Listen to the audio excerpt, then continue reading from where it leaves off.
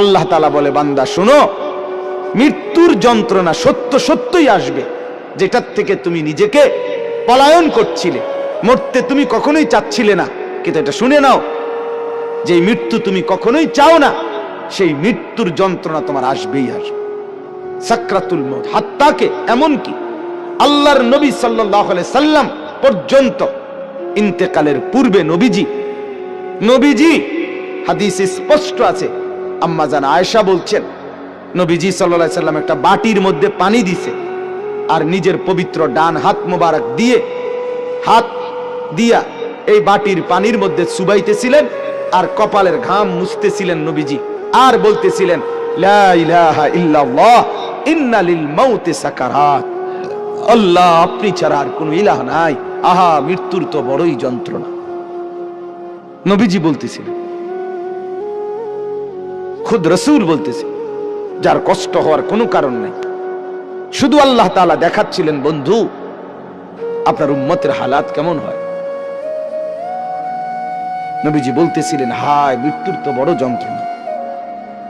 হযরত ফাতেমা রাদিয়াল্লাহু তাআলা আনহা, ওই হাদিসে আছে, ফাতেমা রাদিয়াল্লাহু তাআলা আনহা তখন কাঁদতেছিলেন, নবীজির মেয়ে, আর কাঁদতে কাঁদতে বলতেছিলেন, ওয়া কারাবাহ ইয়া আবাতা, আরবীয় আফসোসের বাক্য, হায় আমার আব্বা, না জানি আপনার কি কষ্ট হচ্ছে।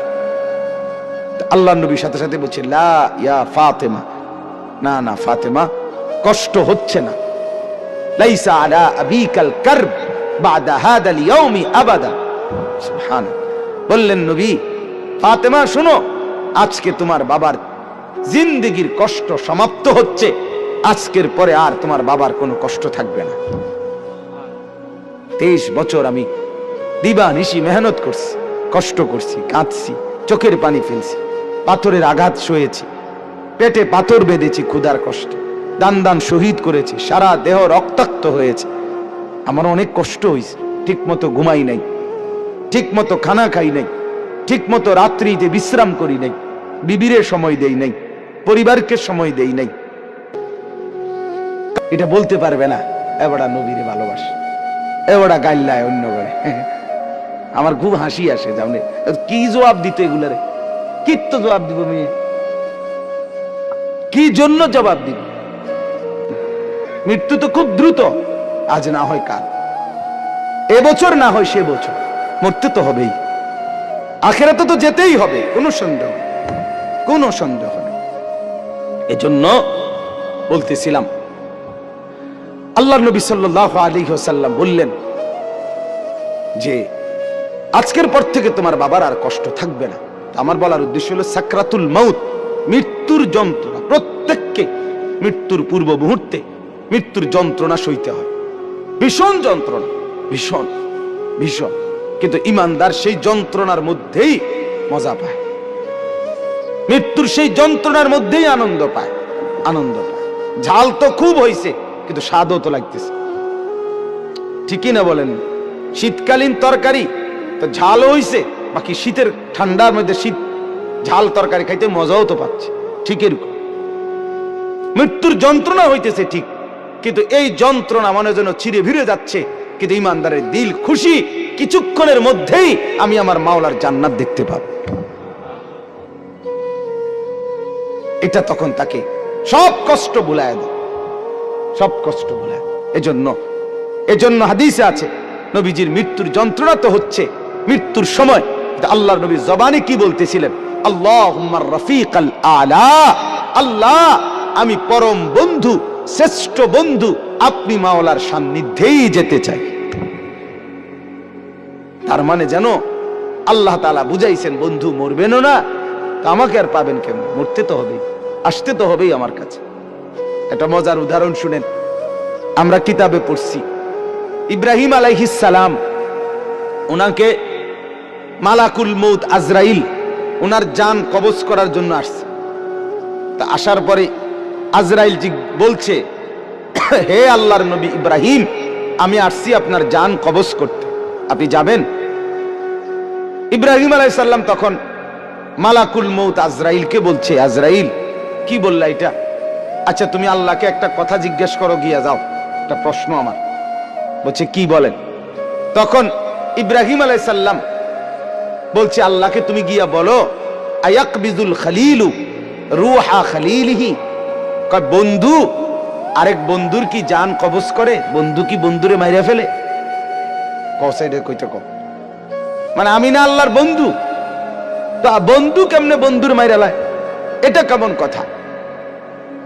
আজরাইল গেছেন, আল্লাহ তাআলাকে শুনাইছেন, আল্লাহ তো শুনছেই, তো আল্লাহকে বলছে রব্বুল আলামিন, ইব্রাহিম তো এটা বলছে, কি বলতাম? তো আল্লাহ তাআলা ফেরত আরেকটা কথা বলছে যে আজরাইল তুমি গিয়ে এটা বলো ইব্রাহিমকে। এবার দেখো কি কয়। আজরাইল আসছে, আয়েশা বলতেছে আল্লাহ বলছে আপনাকে জবাবে আয়াকরাহুল খলিলু লিকা খলিলিহি, বন্ধু কি বন্ধুর সাক্ষাৎ পেতে চায় না? বন্ধু কি বন্ধুর মোলাকাত পছন্দ করছে না? বন্ধুর সাক্ষাতে যাবেন না? ইব্রাহিম আলাইহিস সালাম সাথে সাথে বুঝে ফেলছে, হায় আচ্ছা তো আসলে মৃত্যু না, এটা তো আমারে মেরে ফেলা না, এটা তো আমার রূহ কবজ না, বরং আমাকে তো আমার মাওলার সাথে মিলায়া দেওয়া। তখন সাথে সাথে উনি বলছে ইকবিদ রূহি আল আন ইয়া মালাকাল মউত, হে আজরাইল মালাকুল মউত, এখন আমার রূহ কবজ করো, আমি বন্ধুর কাছেই যেতে চাই। তাহলে সাকরাতুল মউত, মৃত্যুর যন্ত্রণা সহজ হয়, লাঘব হয়, আসানি হয় যদি কোনো মৃত্যু পথযাত্রী মুমূর্ষ ব্যক্তির সামনে সূরা ইয়াসিন তেলাওয়াত করে। আমার বাপ সুন্নত, সুন্নত মৃত্যুর আগে, মৃত্যুর পূর্ব মুহূর্তে কোন বান্দার জন্য কোরআন থেকে পড়া, এটাই হলো মূলত সুন্নত, এটাই সুন্নত। মৃত্যুবরণ করবার পরে পড়া এটা সুন্নত না, এটা সুন্নত না। মৃত্যুবরণ করার আগে পড়া সুন্নত। এরপরে বলে তো কখনোই পড়ানো না, সেটা হলো স্বাভাবিকভাবে আমার আব্বার জন্য আমি দোয়া করব, তার জন্য কোরআনুল কারীম পড়ে পড়ে দোয়া করা, সেটা তো হলো সব সময়ের আমল আমার। কিন্তু এটাকে একটা রসম বানায় নেওয়া, নির্দিষ্ট নিয়ম বানায় নেওয়া, মরছেন তো এইবার 10 জন দিয়ে এবার নির্ধারিত পদ্ধতিতে নির্দিষ্ট এই সময়ের ভিতরেই পড়াইতেই হবে, দোয়া পড়াইতেই হবে, খতম পড়াইতেই হবে, এর মাধ্যমে তাকে কবরবাসীর বা মৃত ব্যক্তিটার উপকার পৌঁছাইতেই হবে। এখন এভাবেই, এটাই নিয়ম, এটাই সিস্টেম, এটা সুন্নত না। এটা কি না বলেন না? সুন্নত না, সুন্নত নয়।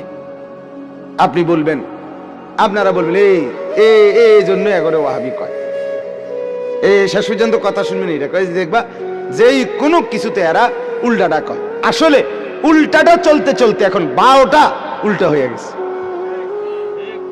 ভাওটা হয়ে গেছে উল্টা, সুন্নতটা হয়ে গেছে অপরিচিত, বেদাতটা হয়ে গেছে পরিচিত, পরিচিত। এখন মুসলমানের ঘরে একটা দস্তরখানের কথা জিজ্ঞেস করিলে এবার লুঙ্গি আনে, কি লুঙ্গি একটা আইনা বিছায় দেয়, গামছা বিছায় দেয়, অথবা সাদ্দুর কয় হুজুর এটাই সারবো, সারবলে এত কথা না, তুমি যে জানো না বেটা মুসলমান, এটা না বড় কথা, দুঃখের কথা। তুমি তোমার রসুলের এতটুকু পরিচয়ও তোমার মধ্যে নাই। আল্লাহ তাআলা আমাদেরকে সুন্নতের মহব্বত করার তৌফিক দান করেন। তাইলে আমি 2টা ফজিলত বললাম, এবার আরেকটা ফজিলত। রাসূলুল্লাহ সাল্লাল্লাহু আলাইহি সাল্লাম বলেন, যে ব্যক্তি সকালবেলা সূরা ইয়াসিন তেলাওয়াত করবে সন্ধ্যা পর্যন্ত সে বিপদ আপদ থেকে নিরাপদ থাকবে। সন্ধ্যায় পড়বে, সকাল পর্যন্ত বিপদ আপদ থেকে নিরাপদ থাকবে। তাইলে সূরা ইয়াসিন অনেক ফজিলত, মৃত্যু পথযাত্রীর মৃত্যু যন্ত্রণা সহজ হয়।